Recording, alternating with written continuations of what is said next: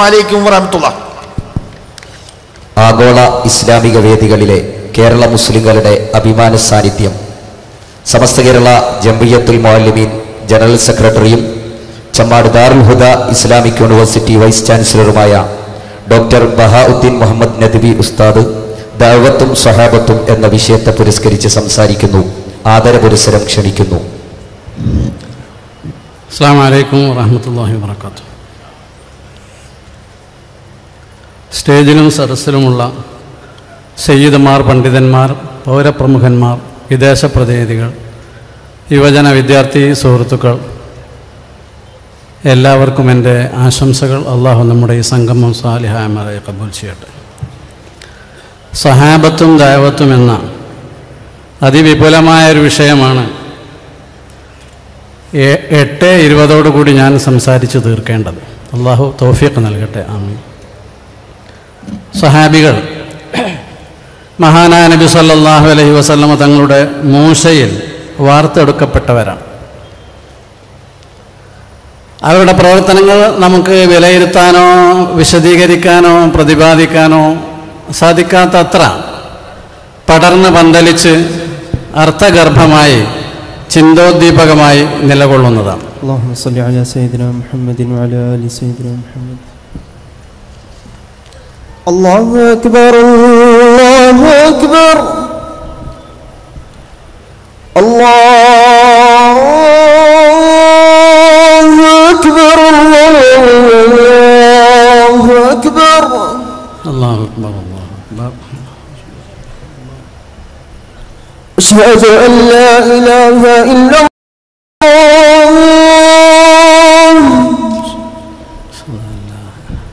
أشهد أن لا إله إلا الله أشهد أن محمدا رسول الله أشهد أن محمدا رسول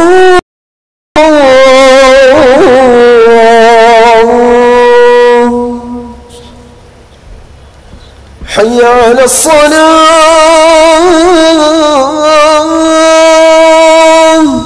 لا حول ولا قوة. حي على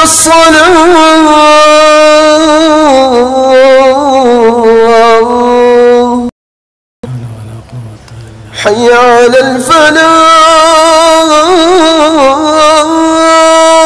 الفلاح حي على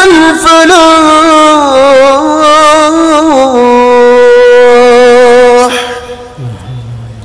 الله أكبر الله أكبر الله أكبر الله. لا إله إلا الله. لا إله إلا الله. اللهم صل على محمد وعلى آل سيدنا محمد. اللهم رب هذه الدعوة التامة والصلاة القائمة آت سيدنا محمدا الوسيلة والفضيلة والدرجة الرفيعة العالية ومقاما محمودا الذي وعدته وارزقنا شفاعته يوم القيامة إنك لا تخلف الميعاد. മഹാന്മാരായ സ്വഹാബികൾ ദഅവ രംഗത്ത് നിരന്തരമായി നിറഞ്ഞു നിൽക്കുകയായിരുന്നു. ഏതാനും ചില ഉദാഹരണങ്ങൾ മാത്രം നിങ്ങളുടെ മുൻപിൽ വെക്കാനും അതിലൂടെ അവരുടെ പ്രവർത്തനങ്ങളുടെ ബൃഹത്തായ വൃത്തം മനസ്സിലാക്കാനും അതിൽ നിന്ന് പാഠം ഉൾക്കൊള്ളാനും അള്ളാഹു നമുക്ക് തൗഫീഖ് തരട്ടെ. ആമീൻ. മഹാനായ സിദ്ദീഖ് റളിയല്ലാഹു അൻഹു ഉൾപ്പെടെയുള്ള 5-6 ആളുകളാണ് ഏറ്റവും ആദ്യം ഇസ്ലാം മതം സ്വീകരിച്ചത്. അതിൽ മിക്കവരും അടിമകളും വളരെ പാവപ്പെട്ടവരുമായിരുന്നു. സിദ്ദീഖ് റളിയല്ലാഹു അൻഹുവിൻ്റെ ദഅവാ പ്രവർത്തനങ്ങൾ ഖിലാഫത്തിൻ്റെ അവസാനം വരെ അഥവാ തൻ്റെ വഫാത്ത് വരെ പടർന്ന് പന്തലിച്ച് നിൽക്കുന്ന വലിയ ഒരു ഉദ്യമവും സംരംഭവുമാണ്. അതിൻ്റെ തുടക്കം തന്നെയും വളരെ ശക്തമായിരുന്നു എന്നാണ് ഞാൻ ആദ്യം സൂചിപ്പിക്കുന്നത്. തുടക്കം മുതലേ വളരെ ശക്തമായ സാന്നിധ്യമായിരുന്നു സിദ്ദീഖ് റളിയല്ലാഹു അൻഹുവിൻ്റേത്. ആയിഷ ബീവി റളിയല്ലാഹു അൻഹ ധരിക്കുന്ന ചരിത്രത്തിൽ സംഭവത്തിലുണ്ട്, ആദ്യമായി ഇസ്ലാം സ്വീകരിച്ചത് സിദ്ദീഖ് റളിയല്ലാഹു അൻഹു ആണ്. ആദ്യമായി ഖുർആനെ സംബന്ധിച്ചും ഇസ്ലാമിനെ സംബന്ധിച്ചും കഅബയിൽ വെച്ച് പരസ്യമായി പ്രസംഗിച്ചതും അബൂബക്കർ സിദ്ദീഖ് റളിയല്ലാഹു അൻഹു. ഈ ആദ്യ പ്രസംഗം കേട്ടപ്പോൾ തന്നെ സ്വാഭാവികമായും ഖുറൈശ് രോഷാകുലരായി, കയ്യേറ്റം ചെയ്തു. അവർ അതീവ ഗുരുതരമായി ദേഹോപദ്രവമേൽപ്പിച്ചു. ഉത്ബത്ത് ബിൻ റബീഅ വന്ന് അയാളുടെ കാലിൽ ഉണ്ടായിരുന്ന കട്ടിയുള്ള ചെരുപ്പെടുത്ത് അടിച്ച് സിദ്ദീഖ് റളിയല്ലാഹു അൻഹുവിന്റെ മുഖം വീർത്ത് ബോധരഹിതനായി വീണു. ബനൂ തൈം ഗോത്രക്കാരനായിരുന്നു സിദ്ദീഖ് റളിയല്ലാഹു അൻഹു. ഗോത്രക്കാർ വന്ന് അദ്ദേഹത്തെ എടുത്തു കൊണ്ടുപോയി. അദ്ദേഹം മരിക്കുകയാണ് എന്നവർ തീരുമാനിച്ചു. സംഗതി വളരെ ഗുരുതരമാണ് എന്ന് മനസ്സിലായതിനാൽ അവർ തിരിച്ചു വന്ന് പറഞ്ഞു, അബൂബക്കർ മരിക്കുകയാണെങ്കിൽ ഞങ്ങൾ ഉത്ബത്ത് ബിൻ റബീഅയെ കൊല്ലുമെന്ന കാര്യം തീർച്ച. അള്ളാഹുവിനെ പിടിച്ച് സത്യം ചെയ്തു. അന്നത്തെ അറേബ്യൻ പശ്ചാത്തലത്തിൽ വളരെ ഗുരുതരമായ ഒരു ചിത്രമായിരുന്നു ഇത്. രാവിലെയാണ് സംഭവം നടക്കുന്നത്. വൈകുന്നേരം വരെ മഹാനവറുകൾ ബോധരഹിതനായി കിടന്നു.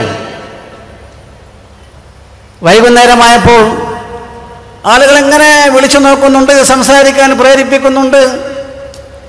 ബോധം തെളിഞ്ഞപ്പോൾ വെള്ളം കൊടുക്കാൻ ശ്രമിച്ചു ഉമ്മയും മറ്റു ബന്ധപ്പെട്ട ആളുകളുമൊക്കെ. ബോധം തെളിഞ്ഞപ്പോൾ അദ്ദേഹം ചോദിച്ചത്, എൻ്റെ നേതാവ് മുഹമ്മദ് നബി സല്ലല്ലാഹു അലൈഹി വസല്ലം തങ്ങൾ എവിടെ? പശ്ചാത്തലങ്ങൾ നാം മനസ്സിലാക്കണം, വിശദീകരിക്കാൻ സമയമില്ല. ചുറ്റും കൂടിയവർ പറഞ്ഞു, ഇവനെന്ത് ഭ്രാന്ത, ഈ മരിക്കാൻ പോകുന്ന നേരത്തും നേതാവിനെ അന്വേഷിച്ചു, നേതാവിനെ ചോദിച്ചു നടക്കുകയാണ്, ഒരാൾക്ക് വെള്ളം കുടിക്കല്ലാതെ. വീണ്ടും അടുത്ത് നിൽക്കുന്ന സ്ത്രീകൾ വെള്ളം നിർബന്ധിച്ച് കൊടുക്കാൻ ശ്രമിച്ചപ്പോൾ അദ്ദേഹം പറഞ്ഞു, ഞാൻ അള്ളാഹുവിനെ പിടിച്ച് സത്യം ചെയ്ത് കഴിഞ്ഞിട്ടുണ്ട്, എൻ്റെ നേതാവ് മുഹമ്മദ് നബിയെ കണ്ടിട്ടല്ലാതെ ഒരിറക്ക് വെള്ളം ഞാൻ കുടിക്കുകയില്ല എന്ന്. രാത്രിയായി, ആളുകൾ ശാന്തരായി, കിടന്നുറങ്ങി. വിജനമായ സമയത്ത് വീട്ടുകാർ അദ്ദേഹത്തെ നബി സല്ലല്ലാഹു അലൈഹി വസല്ലമ തങ്ങളുടെ അടുത്തേക്ക് കൊണ്ടുപോകുന്നു. നബിയെ കണ്ട ശേഷം വെള്ളം കുടിക്കുന്നു.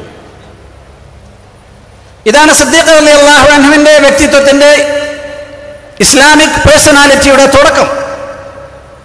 പിന്നെ അതിൻ്റെ ഒടുക്കത്തെ സംബന്ധിച്ചോ അതിനിടയിലുള്ള സംഭവങ്ങളെ സംബന്ധിച്ചോ പറയേണ്ടതില്ലല്ലോ. ഇങ്ങനെയായിരുന്നു സഹാബികളൊക്കെയും. വിശദീകരിക്കാൻ സമയമില്ലാത്തതുകൊണ്ട് ഞാൻ കൂടുതൽ കാര്യങ്ങളിലേക്ക് കടക്കുന്നില്ല. നബി സല്ലല്ലാഹു അലൈഹി വസല്ലമ തങ്ങളുടെ കൂടെ ഹിജ്റ ചെയ്യാൻ സിദ്ദീഖ് റളിയല്ലാഹു അൻഹു ആണ് ഉണ്ടായിരുന്നത്. ഹിജ്റയ്ക്ക് വേണ്ടി 2 ഒട്ടകം അദ്ദേഹം തയ്യാറാക്കിയിരുന്നു. ഒന്ന് തനിക്കും നബിക്കും. ഉത്തരവ് കിട്ടിയപ്പോൾ നബി വന്നു, ഇന്ന് പോകാൻ പറഞ്ഞിട്ടുണ്ട്. സിദ്ദീഖ് പറഞ്ഞു, എനിക്ക് 2 ഒട്ടകമുണ്ട്, ഒന്ന് തങ്ങൾ എടുക്കണം. നബി തങ്ങൾ പറഞ്ഞു, വേണ്ട, എനിക്ക് വെറുതെ വേണ്ട, വില വാങ്ങണം. എൻ്റെ സ്വന്തം പൈസ കൊണ്ട് വാങ്ങിയ ഒട്ടകത്തിൻ്റെ പുറത്ത് പോകാനാണ് ഞാൻ ആഗ്രഹിക്കുന്നത്. അങ്ങനെ നബി തങ്ങളുടെ കൂടെ പോയി ഗുഹയിൽ കിടന്നു. മാളം കാലുകൊണ്ട് അടച്ചു പിടിച്ചു. വിഷജീവി ദംശിച്ചു. കണ്ണിൽ നിന്ന് കണ്ണുനീർ ഒലിച്ചു. നബി തങ്ങളുടെ തിരുമുഖത്ത് വീണു. സംഭവങ്ങളൊക്കെ നമുക്കറിയാം. നബി തങ്ങൾക്ക് വേണ്ടി പണയം വെക്കപ്പെട്ട ഫിദാക അബി വ ഉമ്മി എന്ന അറബികൾ സാധാരണ പറയാറുണ്ട്. എൻ്റെ മാതാവും പിതാവും അങ്ങേക്ക് ബലിയാകുന്നു. യഥാർത്ഥത്തിൽ അതിൻ്റെ ജീവിക്കുന്ന ഉദാഹരണമായിരുന്നു അബൂബക്കർ സിദ്ദീഖ് റളിയല്ലാഹു അൻഹു. നബി തങ്ങൾ വഫാത്താകുന്നതിന് തൊട്ട് മുൻപ് ഉസാമത്ത് ബിൻ സെയ്ദിന്റെ നേതൃത്വത്തിൽ, ഉസാമ ഇബ്നു സെയ്ദ് ഇബ്ൻ ഹാരിസയുടെ നേതൃത്വത്തിൽ അറേബ്യൻ ഉപദ്വീപിന്റെ വടക്കേ ഭാഗത്തേക്ക്, അവിടെ റോമൻ ആധിപത്യം ഉണ്ടായിരുന്ന സ്ഥലമാണ്, അങ്ങോട്ട് ഒരു സൈനിക സംഘത്തെ നിയോഗിച്ചിരുന്നു. നിയോഗം പൂർണ്ണമായപ്പോഴാണ് നബി തങ്ങളുടെ രോഗമൂർച്ചയുണ്ടാകുന്നത്. തൽക്കാലം അവർ പോയില്ല. നബിയുടെ അസുഖം മാറിയിട്ട് പുറപ്പെട്ടാൽ മതി എന്ന് തീരുമാനിച്ച് നബി തങ്ങൾ വഫാത്തായി. നബി സല്ലല്ലാഹു അലൈഹി വസല്ലമ തങ്ങളുടെ വഫാത്തിന് ഉടനെ തന്നെ, താമസിയാതെ തന്നെ സിദ്ദീഖ് റളിയല്ലാഹു അൻഹുവിനെ ബൈഅത്ത് ചെയ്യപ്പെട്ടു. സിദ്ദീഖ് റളിയല്ലാഹു അൻഹു ആദ്യം നടപ്പാക്കിയത് നബി സല്ലല്ലാഹു അലൈഹി വസല്ലമ തങ്ങൾ തീരുമാനമെടുത്തിരുന്ന ഉസാമ ബിൻ സെയ്ദ് ബിൻ ഹാരിസയുടെ സൈനിക യാത്രയയപ്പായിരുന്നു. നബിതങ്ങൾ എന്തെങ്കിലും ഒരു കാര്യം ആഗ്രഹിച്ചിട്ടുണ്ടെങ്കിൽ നടപ്പാക്കിയേ തീരൂ എന്നർത്ഥം. അതിൽ വലിയ വലിയ സിദ്ദീഖ് റളിയല്ലാഹു അൻഹു അതിലൊരു മെമ്പറായിരുന്നു. ഉമർ ഇബ്നുൽ ഖത്താബ് അതിലൊരു മെമ്പറായിരുന്നു നബിയുടെ ലിസ്റ്റ് അനുസരിച്ച്. സിദ്ദീഖ് റളിയല്ലാഹു അൻഹു പറഞ്ഞു, എന്നെ ആളുകൾ ബൈഅത്ത് ചെയ്തല്ലോ, ഇനി ഞാൻ എങ്ങനെ വരാ? നിങ്ങൾക്ക് സൗകര്യമാണെങ്കിൽ ഒരു കാര്യം ചെയ്യണം, ഉമർ ഇബ്നുൽ ഖത്താബിനെ കൂടി ആ ലിസ്റ്റിൽ നിന്ന് ഒഴിവാക്കി എൻ്റെ അടുത്ത് നിൽക്കാൻ തരണം. അദ്ദേഹത്തിൻ്റെ ഉപദേശ നിർദ്ദേശങ്ങൾ എനിക്ക് ഏറ്റവും ആവശ്യമുള്ള സമയമാണ്. ഉസാമത്ത് ബിൻ സയ്ദ് ചെറുപ്പക്കാരനാണ്, 18 വയസ്സാണെന്ന് അദ്ദേഹത്തിന് പറയാം. വളരെ ഗുരുതരമായ കുറേ പാഠങ്ങൾ പ്രവാചക തിരുമേനി സ്വല്ലല്ലാഹു അലൈഹി വസല്ലം തങ്ങളും പിൻഗാമി എന്നാണ് സിദ്ദീഖ് റളിയല്ലാഹു അൻഹു ലോകത്തിന് നൽകുകയായിരുന്നു. ദഅവത്തിന്റെ ആളുകൾ ഇതൊക്കെ മനസ്സിലാക്കേണ്ടതാണ്. 18 വയസ്സായ സെയ്ദ് ഇബ്ൻ ഹാരിസ ആരാണെന്ന് അറിയണം. അദ്ദേഹം അടിമച്ചന്തയിൽ വിൽക്കപ്പെട്ട് നബി തങ്ങളുടെ വീട്ടിൽ വന്നവനായിരുന്നു സെയ്ദ് ഇബ്ൻ ഹാരിസ. പക്ഷേ നബിയുടെ സന്തത സഹചാരിയായി. ആ ഉസാമത്ത് ബിൻ സയ്ദ് റളിയല്ലാഹു അൻഹുവിന്റെ സൈനിക യാത്ര നബി തങ്ങൾ തീരുമാനിച്ചിരുന്നതായതിനാൽ വളരെ വ്യാപകമായ ദഅവീ ദർശനങ്ങൾ അതിലുണ്ടായിരുന്നു. വ്യാപകമായ ദഅവീ ദർശനങ്ങൾ എന്ന് പറഞ്ഞാൽ ലോകത്തെ 2 സാമ്രാജ്യങ്ങളിൽ ഒന്നായിരുന്നു റോമൻ സാമ്രാജ്യമെന്ന് ഞാൻ നേരത്തെ പറഞ്ഞു. റോമൻ ആധിപത്യമായിരുന്നു അറേബ്യൻ ഉപദ്വീപിന്റെ വടക്ക് ഭാഗത്ത്. നബിതങ്ങൾ വഫാത്തായി എന്നതുകൊണ്ട് ഇസ്ലാമിനൊരു ക്ഷീണം വരാൻ പാടില്ല, ഇസ്ലാമിക ദഅവത്തിന്റെ മേഖലയിൽ ഒരു പോറലുമേൽക്കാൻ പാടില്ല എന്ന തത്വം പ്രയോഗവൽക്കരിക്കുകയായിരുന്നു സിദ്ദീഖ് റളിയല്ലാഹു അൻഹു. ആ സൈനിക നിയോഗം അന്ന് ഉണ്ടായിരുന്നില്ലെങ്കിൽ ശത്രുക്കൾ മനസ്സിലാക്കും, പ്രവാചകൻ മരിച്ചിരിക്കുന്നു, ഇനി ഇസ്ലാമിന് ഒരു ജീവസില്ല, ചൈതന്യമില്ല എന്ന്. അത് തന്നെ സംഭവിച്ചു.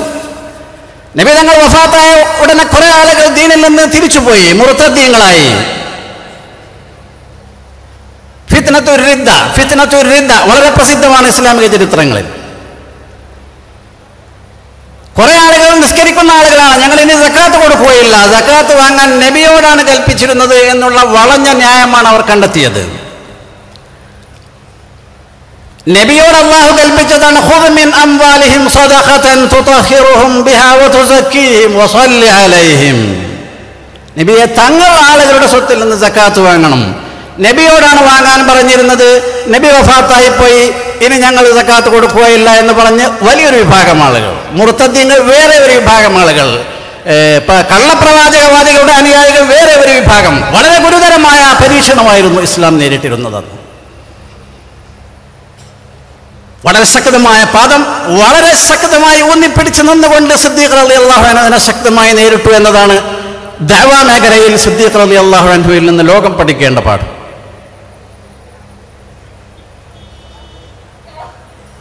തൻ്റെ സ്വത്തൊക്കെ അടിമകളെ മോചിപ്പിച്ച് ചെലവഴിച്ചു. നേരത്തെ ഞാൻ പറഞ്ഞു, ആദ്യകാലത്ത് ഇസ്ലാമിലേക്ക് വന്നവരിൽ മഹാഭൂരിഭാഗവും അടിമകളും പാവങ്ങളുമായിരുന്നു. മക്കയിലെ ഖുറൈശിലെ വലിയ നാട്ടുരാജാക്കന്മാരും പ്രമാണിമാരും പൗരപ്രമുഖന്മാരുമായിരുന്ന ആളുകളുടെ അടിമകൾ. നബിയോടുള്ള വിദ്വേഷം ഈ പാവങ്ങളെ നരകീയ ശിക്ഷ ആസ്വദിപ്പിച്ചുകൊണ്ടാണ് അവർ പ്രകടിപ്പിച്ചത്. ഉച്ചയായാൽ, വെയിൽ ചൂടായാൽ പാറ ചുട്ടുപൊള്ളും, മണൽ ചുട്ടുപൊള്ളും, അവിടെ കൊണ്ടുപോയി കിടത്തും ഈ സാധുക്കളെ വസ്ത്രമെരിഞ്ഞ്. അങ്ങനെ നിരവധി അടിമകളെ സിദ്ദീഖ് റളിയല്ലാഹു അൻഹു മോചിപ്പിച്ചു.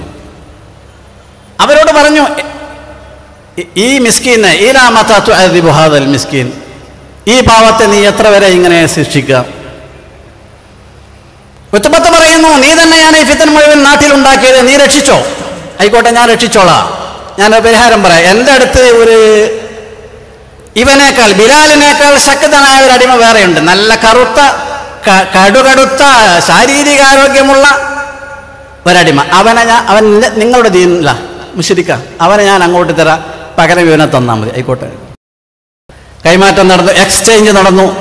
സിദ്ദീഖ് റളിയല്ലാഹു അൻഹുവിന്റെ ഉടമയിൽ ബിലാൽ റളിയല്ലാഹു അൻഹു വന്നപ്പോൾ ഉടനെ അദ്ദേഹത്തെ അള്ളാഹുവിന്റെ വഴിയിലായി ഇതൊക്കെ ചെല്ലുകയാണ്, അടിമമോചനം നടത്തുകയാണ്. ഇങ്ങനെ നിരവധി സംഭവങ്ങൾ. മുസൈലിമത്ത് ഇബ്നുൽ കദ്ദാബിന്റെയും അസ്വദുൽ അനസിയുടെയും ഒക്കെ അനുയായികളെ നേരിട്ടു. ആ രണ്ടുപേരെയും കൊല ചെയ്തു. ഇങ്ങനെ ഒരുപാട് പ്രവർത്തനങ്ങൾ മഹാനായ സിദ്ദീഖ് റളിയല്ലാഹു അൻഹുവിന്റെ കാലത്ത് ദഅവാ മേഖലയിൽ നടന്നതായി നമുക്ക് കാണാൻ സാധിക്കും. ദഅവത്ത് എന്ന് പറഞ്ഞാൽ ദീനിൻ്റെ നിലനിൽപ്പുമായി ബന്ധപ്പെട്ട എല്ലാ തരം പ്രവർത്തനങ്ങളും ദഅവത്താണ്. വഅദ് പറയുകയാണെങ്കിലും പ്രസംഗിക്കുകയാണെങ്കിലും ക്ലാസ് നടത്തുകയാണെങ്കിലും ലേഖനം എഴുതുകയാണെങ്കിലും പുസ്തകം തയ്യാറാക്കുകയാണെങ്കിലും.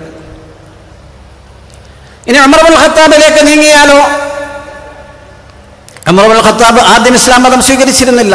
ഇങ്ങനെ അടിമകളെ ശിക്ഷിച്ചിരുന്നവരിൽ അദ്ദേഹവും ഉണ്ടായിരുന്നു. നിർഭാഗ്യവശാൽ അദ്ദേഹം ഇസ്ലാമിലേക്ക് വന്നു. പിന്നീട് അദ്ദേഹത്തിൻ്റെ നിലപാട് വളരെ കർക്കശമായിരുന്നു. ഇസ്ലാമിന് പുറത്തിറങ്ങാനുള്ള, മുസ്ലിങ്ങൾക്ക് പുറത്തേക്ക് വരാനുള്ള ദഅവത്തുമായി, ദീനിൻ്റെ സന്ദേശ പ്രചരണവുമായി, ഖുർആനിക പ്രഖ്യാപനവുമായി പുറത്തേക്ക് വരാനുള്ള ധൈര്യം കൈമാറിയത്, ധൈര്യം ആർജിച്ചെടുത്തത് ഉമർ ഇബ്നുൽ ഖത്താബ് റളിയല്ലാഹു അൻഹുവിൻ്റെ ഇസ്ലാമിക ആശ്ലേഷം കൊണ്ടായിരുന്നു. ഒരിക്കൽ അദ്ദേഹത്തിൻ്റെ അടുത്ത് ആസ് ഇബ്നു വായിൽ എന്ന് പറയുന്ന ബനൂ സഹമിലെ വലിയ മുശ്രിക്ക് നേതാവ് വന്നു. ഇസ്ലാം മതം സ്വീകരിച്ച ഉടനെ ആസ് ഇബ്നു വായിൽ ചോദിച്ചു, എന്തുണ്ട് വിശേഷങ്ങൾ? ഉമർ ഇബ്നുൽ ഖത്താബ് പറഞ്ഞു, നിങ്ങളുടെ ആളുകൾ പറയുന്നത്, നിങ്ങളുടെ ഗോത്രക്കാർ പറയുന്നത് ഞാൻ ഇസ്ലാം മതം സ്വീകരിച്ചാൽ അവരെന്നെ കൊല്ലുമെന്നാണ്. ആസ് പറഞ്ഞു, ഇല്ല, നിങ്ങളെ ഒരിക്കലും അങ്ങനെ കൊല്ലുകയില്ല, കൊല്ലാൻ പാടില്ല എന്ന് പറഞ്ഞാൽ ഞാൻ സംരക്ഷണം ഏറ്റെടുത്തു എന്നർത്ഥമാണ്.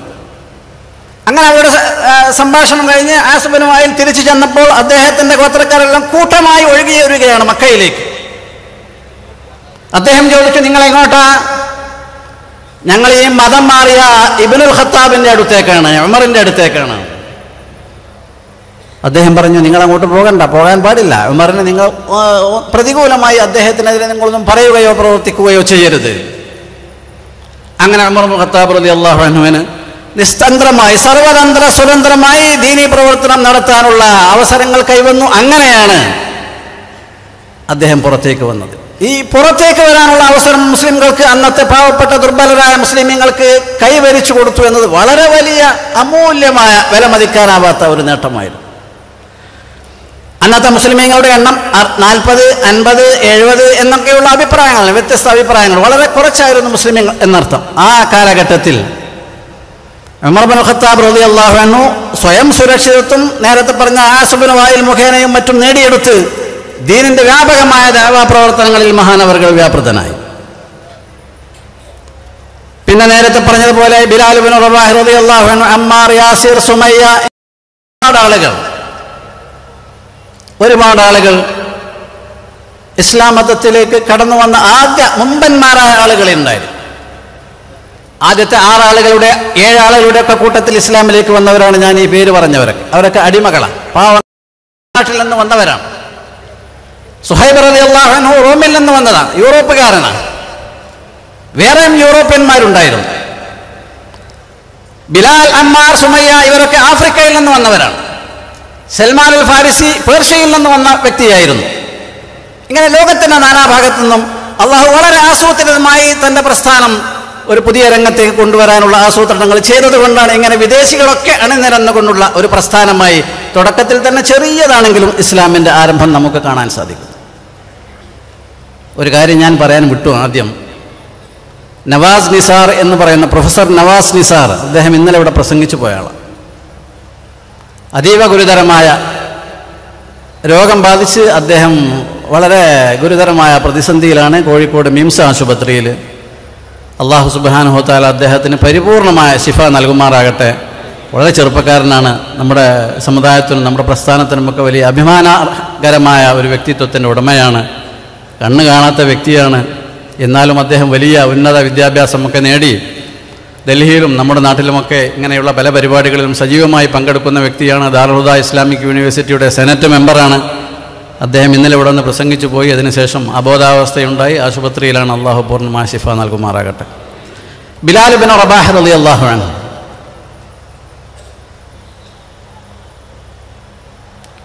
മഹാനവറുകൾ സഹിച്ച ത്യാഗങ്ങൾക്ക് കയ്യും കണക്കുമില്ല.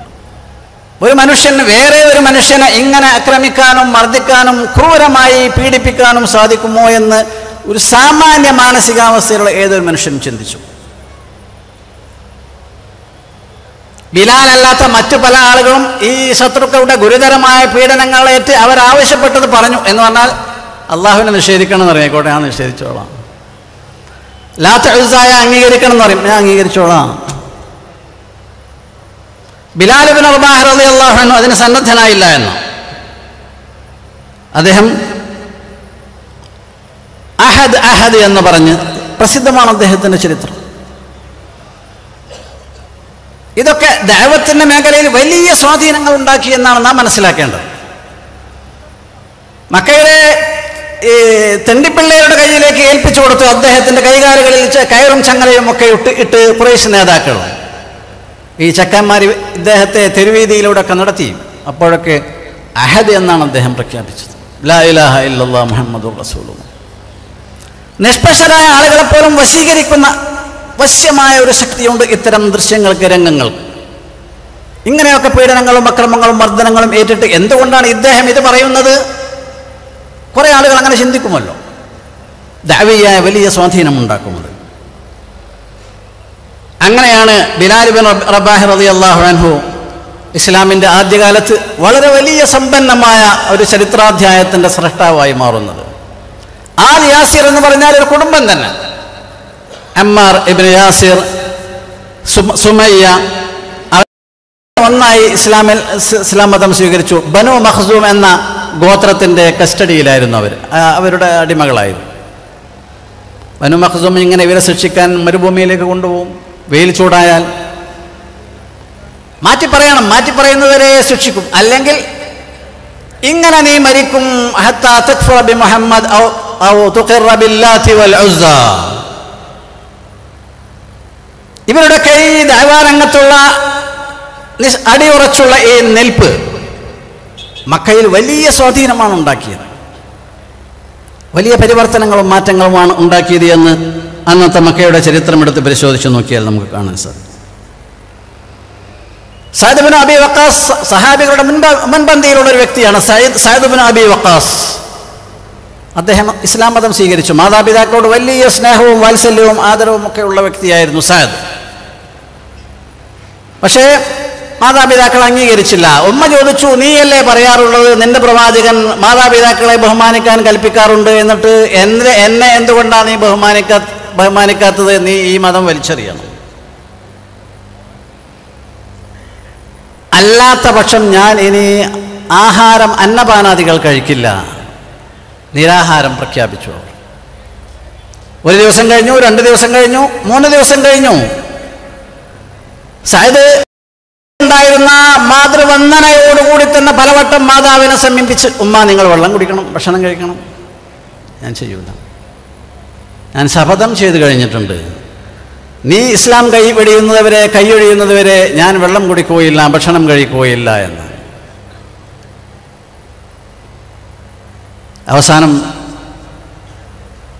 3 ദിവസമായപ്പോൾ ബോധം നഷ്ടപ്പെട്ടു തള്ളക്ക്. അവർ വായിൽ കോലിട്ട് വായ തുറന്ന് നിർബന്ധിച്ച് അതിൽ വെള്ളമൊഴിച്ചു കൊടുത്തു. അപ്പോൾ സഅദ് പറഞ്ഞു, എൻ്റെ പ്രിയപ്പെട്ട ഉമ്മ, നിങ്ങളെ ഞാൻ വളരെയേറെ സ്നേഹിക്കുന്നുണ്ട്. എന്നാൽ നിങ്ങളെക്കാൾ അപ്പുറത്ത് അള്ളാഹുവിനെയും റസൂലിനെയും ഞാൻ അങ്ങേയറ്റം സ്നേഹിക്കുന്നുണ്ട്. നിങ്ങളെ ഞാൻ വളരെയധികം സ്നേഹിക്കുന്നുണ്ട്, അള്ളാഹുവിനെയും റസൂലിനെയും അങ്ങേയറ്റം സ്നേഹിക്കുന്നുണ്ട്. അതുകൊണ്ട് നിങ്ങൾക്ക് 100 ആത്മാക്കൾ ഉണ്ട് എന്ന് സങ്കല്പിക്കുക. അതിൽ നിന്ന് ഓരോ ആത്മാവും നിങ്ങളുടെ ശരീരത്തിൽ നിന്ന് വേർപെട്ടുകൊണ്ടേ ഇരിക്കുകയാണെങ്കിൽ പോലും ഞാൻ എൻ്റെ മതം ഉപേക്ഷിക്കുകയില്ല. ദീനിലുള്ള സ്ഥൈര്യമാണ്, ദീനിലുള്ള ദാർഢ്യമാണ്, വിശ്വാസത്തിൻ്റെ ഉറപ്പാണ്. ഈ ഉറപ്പ് ചുറ്റുമുള്ള ആളുകൾ കാണുകയാണ്, പഠിക്കുകയാണ്. ഒരു ദാഇയുടെ അവസ്ഥ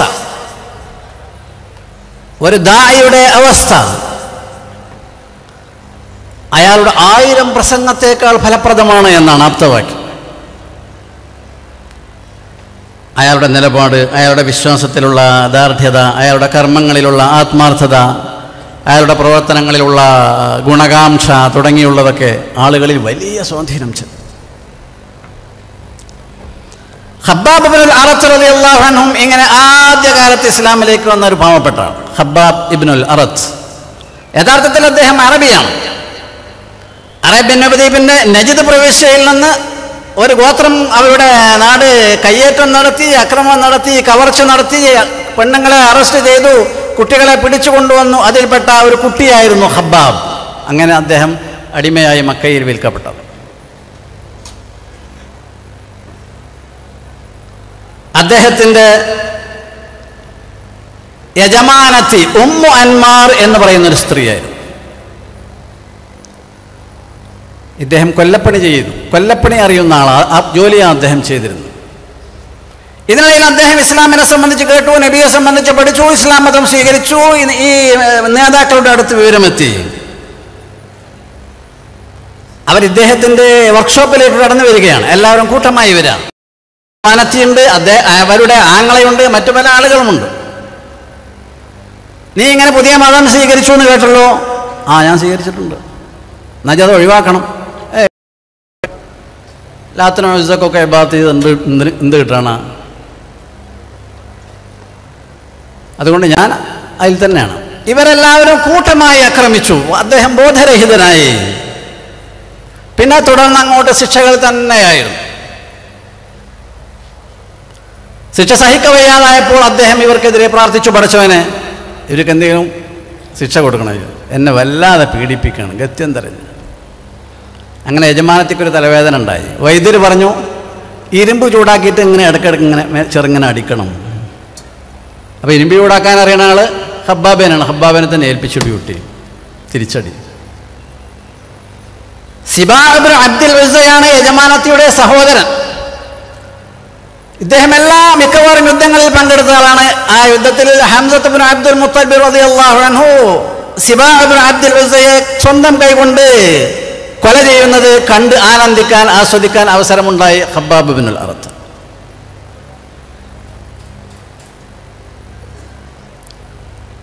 അബ്ദുല്ലാഹി ഇബ്നു മസ്ഊദ് റളിയല്ലാഹു അൻഹു നമ്മളൊക്കെ എപ്പോഴും കേൾക്കുന്ന സ്വഹാബിയാണ്.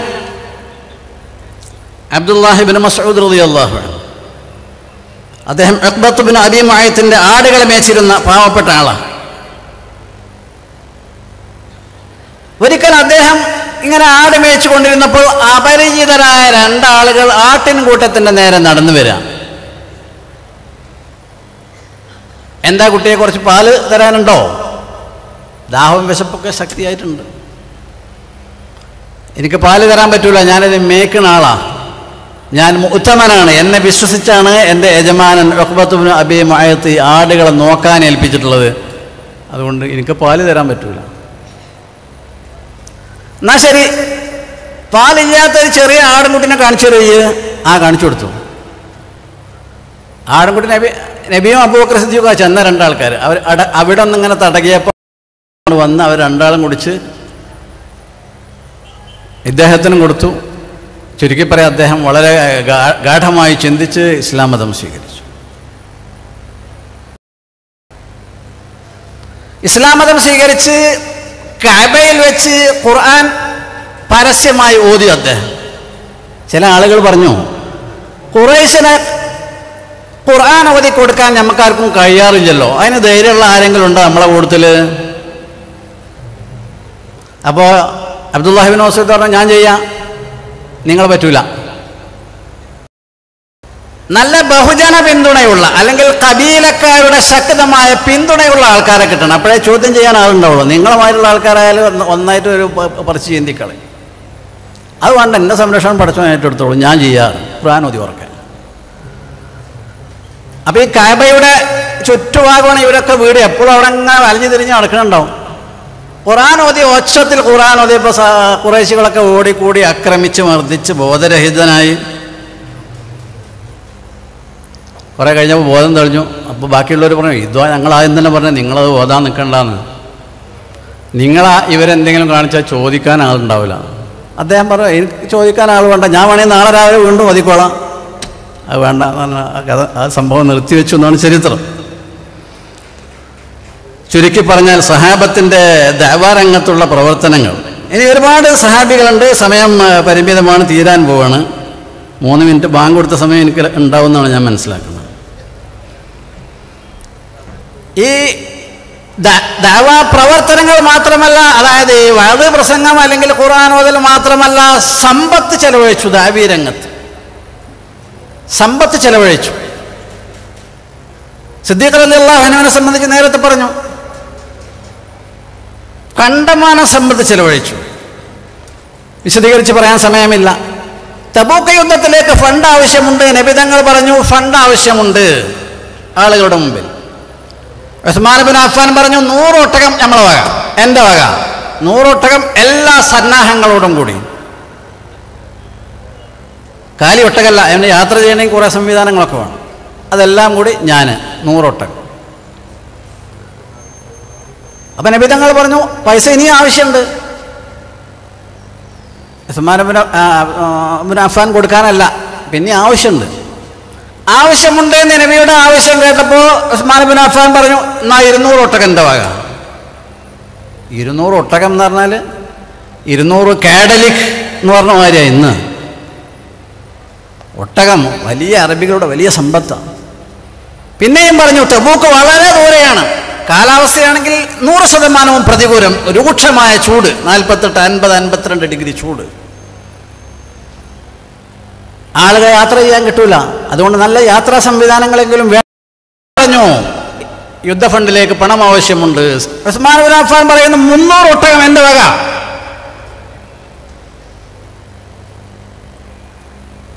ഇത് ഉസ്മാൻ ഇബ്നു അഫ്ഫാൻ മാത്രമല്ല, സഹാബികളൊക്കെ ഉണ്ടായിരുന്നു. ഉമർ ഇബ്നുൽ ഖത്താബ് റളിയല്ലാഹു അൻഹു ഒരിക്കൽ വിചാരിച്ചു ഇപ്പോഴാണ് ഇതുപോലെ വേറെ ഫണ്ട് സ്വരൂപണം ഉണ്ടായപ്പോൾ ഇപ്രാവശ്യം അബൂബക്കറിനെ ഒന്ന് ഓവർടേക്ക് ചെയ്യണം. അങ്ങനെ മൂപ്പര് വീട്ടിലുള്ള പൗദ്യം എടുത്തുവിടുന്നു. സിദ്ദീഖ് റളിയല്ലാഹു അൻഹു വീട്ടിലുള്ള 100% എടുത്തുവിടുന്നു. ഉമറിനോട് ചോദിച്ചു അല്ല ഇനി വീട്ടിലെന്താ ഉള്ളത്? ഇത്ര വീട്ടിലുണ്ട് നബിയെ. അബൂബക്കർ സിദ്ദീഖ് റളിയല്ലാഹു അൻഹു ചോദിച്ചു എന്താ സിദ്ദീഖ് വീട്ടിലുള്ളത്? ഇനി ഒന്നും ജന വീട്ടിൽ മുഴുവൻ ഞാൻ കൊണ്ടുവന്നിട്ടുണ്ട്. അന്ന് ഉമർ ഇബ്നുൽ ഖത്താബ് പറഞ്ഞു കഴിയില്ല, അബൂബക്കർ സിദ്ദീഖിനെ ഓവർടേക്ക് ചെയ്യാൻ കഴിയില്ല. ഇങ്ങനെ അഹമഹമികയ ഞാൻ മുമ്പേ എന്ന ഭാവേന സഹാബികൾ ഫണ്ട് നൽകി, പണം നൽകി ദഅവത്തിന്റെ രംഗത്ത്. ഉദാഹരണങ്ങൾ നിരവധിയാണ്. മക്കയിൽ നിന്ന് മദീനയിലേക്ക് മക്കക്കാരെ ഇസ്ലാമുമായി ഹിജറ ചെന്നപ്പോൾ ആവശ്യമായ എല്ലാ ഭൗതിക സംവിധാനങ്ങളും നൽകി. വീടില്ലാത്തവർക്ക് വീട് നൽകി. നബി തങ്ങളെ സമീപിച്ച് അവർ പറഞ്ഞു മദീനക്കാർ ഈത്തപ്പഴ കൃഷി നടത്തുന്നവരെ, നബിയെ ഞങ്ങളെ ഈത്തപ്പഴത്തോട്ടം പകുതിയായി നൽകണം, പകുതി ആൾക്ക് പകുതി എനിക്ക്. പല സഹാബികളും പറഞ്ഞു എനിക്ക് ഒന്നിലധികം ഭാര്യമാരുണ്ട്, എൻ്റെ ഭാര്യയെ നീ ഇഷ്ടപ്പെടുന്ന ഭാര്യ, എൻ്റെ ഭാര്യയെ ഞാൻ തലാഖ് ചൊല്ലി അവൾ എന്ത് കഴിഞ്ഞാൽ നിങ്ങൾക്ക് വിവാഹം ചെയ്യാൻ ഞാൻ റെഡിയാണ്.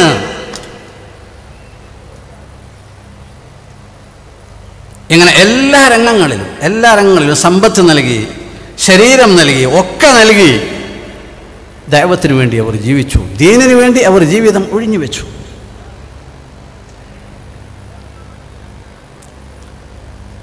നബി സല്ലല്ലാഹു അലൈഹി വസല്ലമ തങ്ങൾ ഒരിക്കൽ ഹജ്ജിൻ്റെ സീസണിൽ മിനായിൽ ചെന്നപ്പോഴാണ് ആദ്യം ഇസ്ലാമിനെ മദീനക്കാർക്ക് പരിചയപ്പെടുത്തി കൊടുക്കുന്നത്. ഏറ്റവും ആദ്യം അന്ന് ബൈഅത്ത് നടന്നിട്ടില്ല. 3 അഖബ സംഭവങ്ങളുണ്ട്. ഏറ്റവും ആദ്യം കണ്ടെന്ന് ദഅവത്ത് നടത്തി. അള്ളാഹു ഇങ്ങനെ റസൂലാക്കി അയച്ചിട്ടുണ്ട്, ഇന്നതൊക്കെയാണ് എൻ്റെ റിസാലത്തിൻ്റെ മുഖമുദ്ര അല്ലെങ്കിൽ അതിൻ്റെ അധ്യാപനങ്ങൾ. നിങ്ങളൊക്കെ അതിനെപ്പറ്റി പഠിക്കണം, ചിന്തിക്കണം, ഇസ്ലാം ഉൾക്കൊള്ളണം എന്നൊക്കെ പറഞ്ഞ് ദഅവത്ത്. അടുത്ത വർഷമാണ് 1-ാം അഖബ ബൈഅത്ത്, അടുത്ത വർഷമാണ് 2-ാം അഖബ ബൈഅത്ത്. ഈ അഖബ ബൈഅത്തിൽ പറഞ്ഞിരുന്നു നിങ്ങൾ പണം ചെലവഴിക്കുകയും വേണം, വിശ്വസിക്കണം, കർമ്മങ്ങൾ അനുഷ്ഠിക്കണം, പണം ചെലവഴിക്കണം, നിങ്ങൾ പരസ്പരം സഹകരണങ്ങൾ സംരക്ഷണങ്ങൾ നൽകണം എന്നൊക്കെ പറഞ്ഞു. ഇങ്ങനെ ഒരു ഫണ്ടിൻ്റെ സൂചന ബൈഅത്തുൽ അഖബയിൽ തന്നെ ഉണ്ടായിരുന്നത് കൊണ്ട് മദീനയിലെ സഹാബികൾക്ക് വലിയ ആവേശമായി. ആയത്തും ഹദീസൊന്നും പിന്നെ അവർക്ക് പറഞ്ഞു കൊടുക്കണ്ടല്ലോ, അതിൽ തന്നെയല്ല അവർ ജീവിക്കുന്നത്. അങ്ങനെയാണ് മദീനയിൽ നബി സല്ലല്ലാഹു അലൈഹി വസല്ലം മുആഖാത്ത് എന്ന് പറഞ്ഞൊരു ഏർപ്പാടുണ്ട്. ഇത് മുആഖാത്ത്, സൗഹൃദ ബന്ധം സ്ഥാപിക്കുക. മദീനയിൽ താമസിക്കുന്ന ഒരാൾക്ക് ഒരു മുഹാജിറിന്റെ കൈ പിടിച്ചു കൊടുക്കും, ഇത് നിന്റെ സഹോദരനാണ്, ഇതാണ് മുആഖാത്ത്. രണ്ടാമത്തെ ഒരാളെ പിടിച്ച് രണ്ടാമത്തെ ഒരു മദീനക്കാരനെ ഏൽപ്പിക്കും. അനന്തരാവകാശം വരെ അവർക്ക് ഉണ്ടായിരുന്നു എന്നാണ് ആദ്യത്തെ അധ്യാപനം. മക്കക്കാരനായ എന്നെ മദീനക്കാരനായ ഫരീദ് സാഹിബിനെ പിടിച്ചു കൊടുത്താൽ, ഫരീദ് സാഹിബ് മരിച്ചാൽ അദ്ദേഹത്തിൻ്റെ സ്വത്തിൻ്റെ വിഹിതം എനിക്ക് കിട്ടും. അത്രമാത്രം. പിന്നെ രണ്ടാമത് ഖുർആൻ ഇറങ്ങി, വഉലുൽ അർഹാമി ബഅ്ദുഹും ഔലാ ബിബഅ്ദിൻ ഫീ കിതാബില്ലാഹ്. അനന്തരാവകാശത്തിന് നിശ്ചിത വിഹിതം സ്വത്തും ആളുകളെയൊക്കെ നിശ്ചയിച്ച് കഴിഞ്ഞപ്പോൾ മറ്റത് മൻസൂഖായി എന്നുള്ളത്. ഇങ്ങനെയായിരുന്നു അവരുടെ ജീവിതം എന്ന് പറഞ്ഞാൽ സാമ്പത്തികമായി. പിന്നെ പല ആളുകളെയും അംബാസഡർമാരായി വിട്ടിരുന്നു, നമ്മുടെ ദീനിന്റെ വക്താക്കളായി, പ്രചാരകരായി. ഉദാഹരണം, ജാഫർ ബിൻ അബി താലിബിനെ അബ്സീനിയയിലേക്ക് അയച്ചു. എത്യോപ്യ, ഇന്നത്തെ എത്യോപ്യയുടെ ഒരു ഭാഗമാണ് അബ്സീനിയ. ഇന്നത്തെ എത്യോപ്യ മുഴുവനല്ല, അബ്സീനിയ അതിൻ്റെ ഒരു ഭാഗം. മലബാർ എന്ന് പറഞ്ഞാൽ കേരളം മുഴുവൻ ജില്ല മലബാർ. അന്ന് അങ്ങനെയാണ് രാജ്യത്തിൻ്റെ പേര്. ആ അബ്സീനിയയിലേക്ക് അയച്ചു, ഹബശയിലേക്ക് അയച്ചു. ഹബശ, അബ്സീനിയ. ആ സമൂഹത്തിൽ ജാഫർ ബിൻ അബി താലിബ് ഇസ്ലാമിന്റെ വക്താവായിരുന്നു, ഔദ്യോഗിക വക്താവ്. പ്രവാചക തിരുമേനി സല്ലല്ലാഹു അലൈഹി വസല്ലമ തങ്ങൾ നേരിട്ടയച്ച വക്താവ്.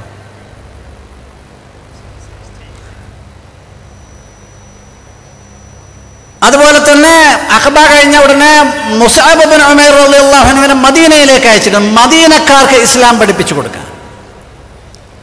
മുസ്അബ് ബിൻ ഉമൈർ താമസിച്ചിരുന്നത് ഉസൈദ് ബിൻ ഹുദൈർ എന്ന് പറയുന്ന മദീനക്കാരൻ്റെ വീട്ടിൽ, അസ്അദ് ബിൻ സുറാറ എന്ന് പറയുന്ന മദീനക്കാരൻ്റെ വീട്ടിൽ. അസ്അദ് ബിൻ സുറാറയുടെ വീട്ടിൽ നേരത്തെ പറഞ്ഞ സഹോദര ബന്ധത്തിൻ്റെ പേരിൽ മുസ്അബ് ബിൻ ഉമർ സ്ഥിരം താമസമാക്കി.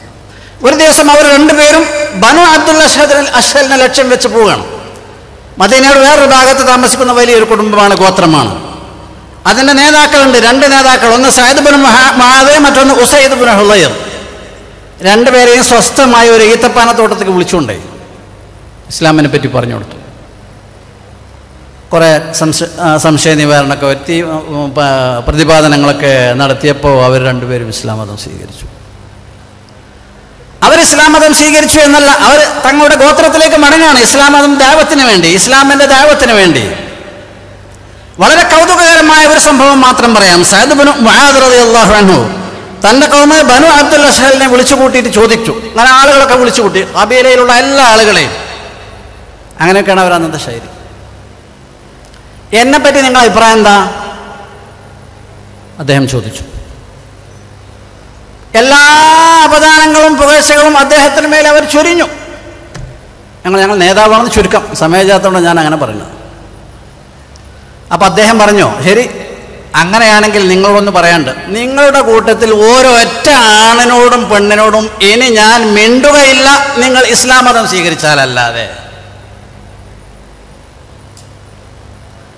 അതൊരു അടിച്ചേൽപ്പിക്കല്ലെന്ന് ചിലപ്പോൾ തോന്നും, പ്രത്യേകിച്ച് ഇന്നിങ്ങനെ എന്ന് ചിന്തിച്ചാൽ തോന്നും.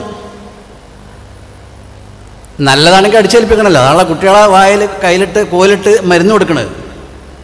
കുട്ടി കുടിക്കാൻ തയ്യാറായെന്നാലും രണ്ടാൾ പിടിച്ചു നിർത്തി വായ തുറന്ന് മരുന്ന് ഒഴിച്ചു കൊടുക്കണത് നിർബന്ധിച്ച് കൊടുക്കാം.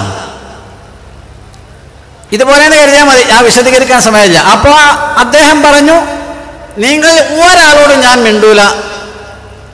വെറും ഒറ്റ ഡിഗ്രി അല്ല, ഒരു വിജ്ഞാപനം നൽകല്ലേ എന്ന് ഇസ്ലാമിനെ പറ്റിയൊക്കെ പറഞ്ഞ് മനസ്സിലാക്കി കൊടുത്തിട്ട്, നിങ്ങളോട് എനിക്ക് പറയാനുള്ളത്, നിങ്ങൾ ഇസ്ലാം മതം സ്വീകരിക്കണം. സ്വീകരിക്കാതെ